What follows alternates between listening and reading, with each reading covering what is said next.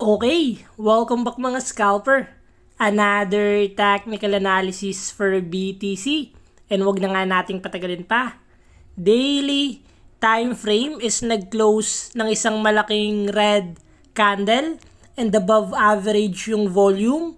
And silipin natin yung possible scenario sa lower time frame.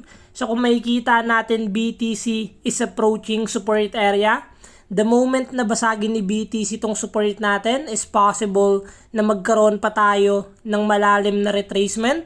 Since kung makikita natin sa daily time frame is napakalayo pa ng previous higher low natin.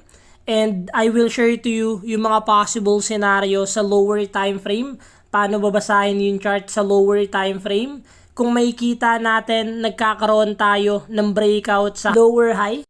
Ito yung tinatawag ng iba na market structure shift or change of character. BTC is trying to gain momentum to uptrend dahil nag-create na siya ng higher high sa price action. So what we expect sa ganitong scenario, since we are a price action trader, we are only waiting sa pullback if may sasaluba sa support area natin. Sa mga ICT naman, naghihintay sila ng mga sasalo dito sa gap. And if may sasalo, possible is mag-change na yung structure ng BTC to uptrend.